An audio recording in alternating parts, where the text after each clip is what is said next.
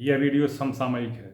समसामयिक मतलब वर्तमान समय में जिसकी आवश्यकता हो, जो उचित हो, जिसकी ज़रूरत हो, जिसकी सब लोगों की चाहत हो, उसके ऊपर आधारित है, जो शास्त्र सम्मत भी है और वर्तमान समय के लिए आवश्यक भी है। कैसे? देखिए, सर्वे गुणाः कांचनमाश्रयन्ति, अर्थात जिसके पास कांचन है, अर्थात धन सोना संपत्ति है, सर्वे गुणाः उसी के पास सारे गुण हैं। अर्थात उसके पास अगर कोई अवगुण भी है तो वही अच्छा गुण है आज के लिए।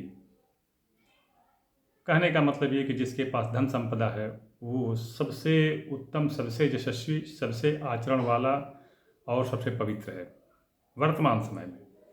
कभी था समय, तुलसी बाबा ने लिखा है कि अर्थ न धर्म न काम रुचि गति न चाहूं निर्वाण।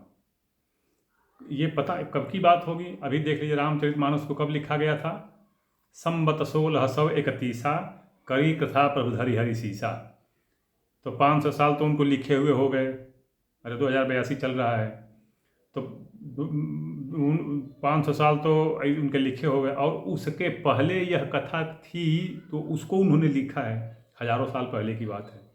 हजारों साल पहले ग्रह, नक्षत्र, राजा, प्रजा कैसी होगी, यह तब समय की बात है। वर्तमान समय में सर्वे गुणाः कांचनमाश्रयन्ति। अब देखिए, मैं बता दूं आपको, ये दानव लोग जो थे, था समय ना कभी जब पूरे तीनों लोग पर राक्षसों का साम्राज्य था। इंद्र को भी जीत लिया था राक्षसों ने, स्वर्ग पर अधिकार कर लिया था, कुबेर को भी बंदी बना लिया था, सारे धन लक्ष्मी सब कुछ अपने अधिकार में कर लिया था। इसको ध्यान में रखते हुए उन लोगों ने उसको यत्र तत्र यंत्र मंत्र, जिसको उर्दू में तिलस्म कहते हैं, तिलस्म आदि में उसको बांध दिया था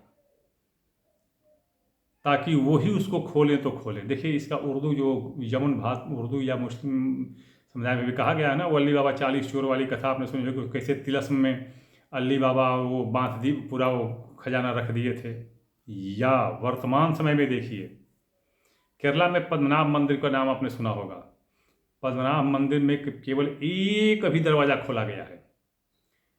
तो ये देख लीजिए कि उस अकूत संपदा को यदि निकाला जाए तो पूरे विश्व की आबादी 100 साल तक बैठे हुए खा सकती है, फिर भी वो समाप्त होने वाला नहीं है। तो फिर वो अकूत संपदा निकलती क्यों नहीं निकाल लेती है सरकार? कारण है वो तिलस्म में बंधा हुआ है। अब तिलस्म क्या, वो वैज्ञानिक बताते हैं कि वो उसको इस तरह संरक्षित किया गया है कि यदि उसको निकालने का प्रयत्न किया गया तो समुद्र पूरा केरला को डुबोएगा, वो तो ठीक है, वो पूरा खजाना ही समुद्र के गर्भ में डूब जाएगा।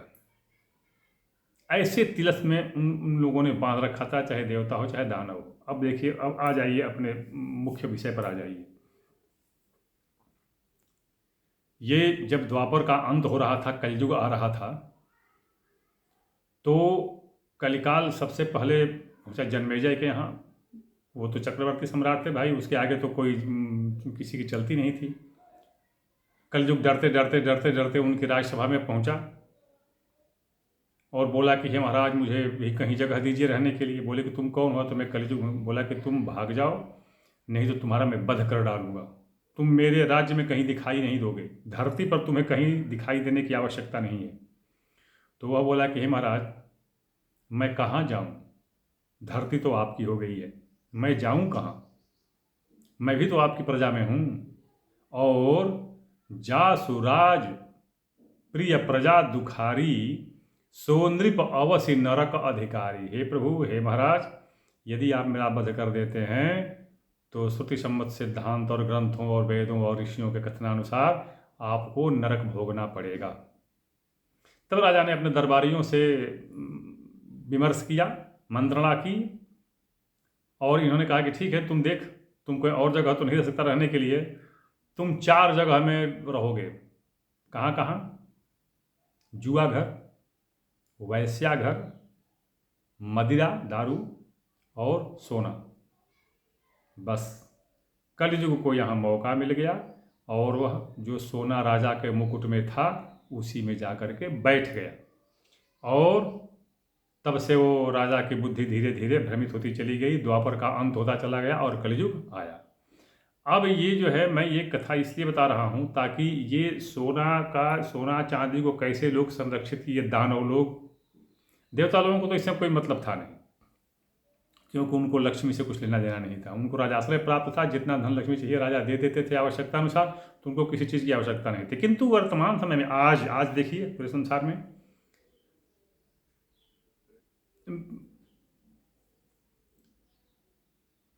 आज जो है, यदि वर्तमान समय में यदि राजा खुद ही धन संपत्ति लेने के चक्कर में पड़ा है, संग्रहित करने के चक्कर में पड़ा है, चाहे वो आश्रम हो, मंदिर हो, चाहे जहाँ पर भी हो, मंदिर वो कुछ भी वो, सबसे चंदा टैक्स लेने के चक्कर में पड़ के वसूल रहा है, तो फिर और बाकी का क्या किया जाएगा। तो अब आप ये देखिए कि ये कैसे दानवों ने राक्षसों ने कैसे इसको रखा था तिलस्म में। अब ये तिलस्म कैसे बनते थे, जब ये देखते थे कि हाँ ग्रह, नक्षत्र, समय कैसे चल रहे हैं, किस तरह से चल रहे हैं, उनकी स्थिति वर्तमान समय में क्या है, हम कैसे इसको किरणों के जाल में बांधेंगे, और फिर उस मुहूर्त में ये लोग उसको संग्रहित करते थे और तिलस्म में बांधते थे।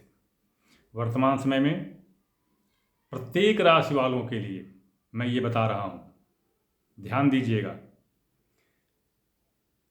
राहु शनि मंगल शुक्र, राहु शनि मंगल शुक्र, जब इनकी स्थिति विकर्ण के अंदर में हो, अब विकर्ण ये तो रेखागणित का हो जाएगा, विकर्ण मतलब ये होता है कि जब कोई समकोण त्रिभुज बनता है, समकोण त्रिभुज, तो उसकी लंबी रेखा को विकर्ण कहते हैं। अर्थात जैसे दो ग्रह एक में, एक सिद्ध में, एक ग्रह एक सिद्ध में, लेकिन ये वाली दूरी लंबी हो जाती है।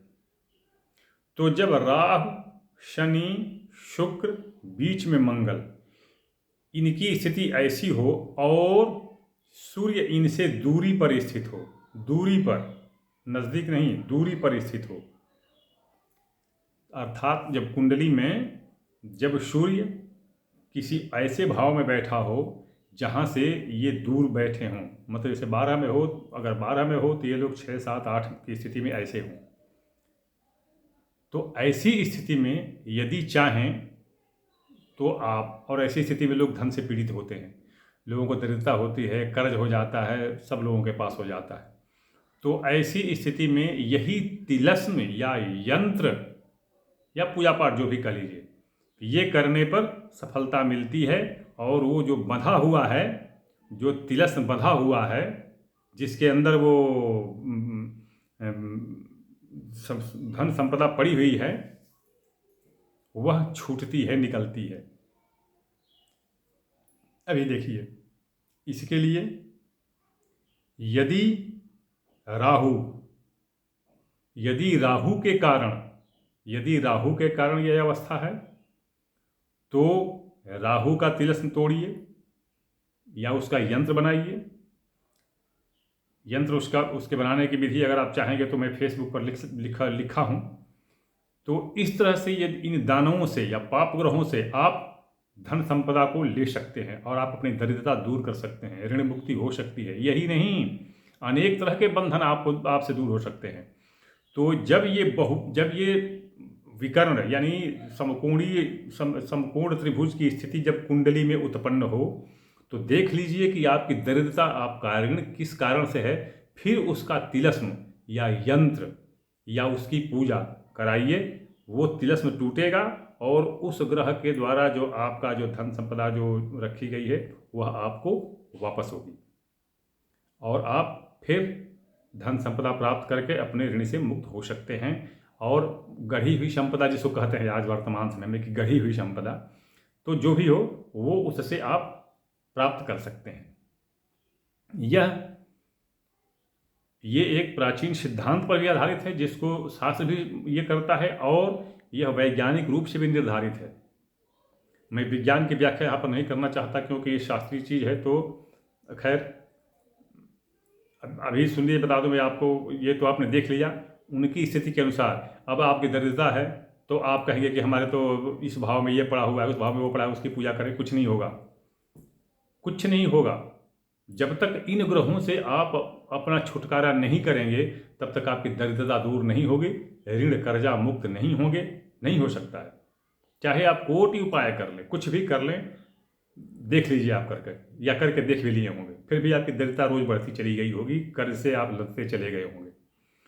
तो ये आप देखिए क्या चीज़ फिर बताता हूँ मैं आपको, कि जब सूर्य से राहु, शुक्र, मंगल, शनि इनकी दूरी, ये दूरी पर हों कुंडली में, अर्थात वो 12 में होते, 4, 5, 6, 7 में हों, और इनकी समकोणीय स्थिति पर विकर्ण के अंदर, अर्थात मैं बता दिया आपको कि जब ये यहाँ पर सूर्य, यहाँ पर राहु, यहाँ पर शनि, यहाँ पर शनि, बीच में मंगल, ये शुक्र पड़ गया हो, और सूर्य बहुत दूर स्थित हो कुंडली में कहीं, तो ऐसी स्थिति में ये इनका धन आप चाहें तो निकाल सकते हैं। आप समझ गए होंगे इस बात को। और इसी का यंत्र, इसी का पूजा उसी ग्रह की कराएंगे तो आपकी दरिद्रता दूर होगी। मैं प्रत्येक कुंडली में अपना व्हाट्सएप नंबर देता हूँ 9889649352। किंतु लोग इस पर क्या करते हैं, तर्क वितर्क, शास्त्रार्थ, अपनी विद्वता दिखाते हैं। भाई मैं कितनी बार कहा कि मैं शास्त्री नहीं हूँ, आचार्य नहीं, मुझे तर्क वितर्क मत कीजिए, मैं शास्त्रार्थ नहीं कर सकता, मैं उसका उत्तर नहीं दे सकता। यदि आपको मेरी वीडियो पसंद है, अच्छी लगती हो तो देखिए, और क्या कहते हैं उसको सब्सक्राइब कीजिए, और क्या शेयर कीजिए, क्या जो कुछ भी है कीजिए। नहीं अच्छी लगती है मत देखिए, कोई दिक्कत नहीं है, मत देखिए, लेकिन तर्क वितर्क मत कीजिए। दूसरी बात कि भाई मैं जब तक मैं भारतीय सेना में कार्यरत था तब तक मैं निःशुल्क सेवा करता था। वर्तमान समय में मैं शुल्क लेता हूं, तब सेवा करता हूं, और शुल्क भी मेरा बाकी पंडित लोगों से ज़्यादा है, ज़्यादा नहीं बहुत ज़्यादा है। इसलिए जो सक्षम हो, जिसको आवश्यकता हो, जो रुचि रखता हो वो संपर्क करें, अन्यथा संपर्क न करें। वीडियो लंबी हो रही है, किसी अगले प्रसंग के साथ अगले वीडियो में।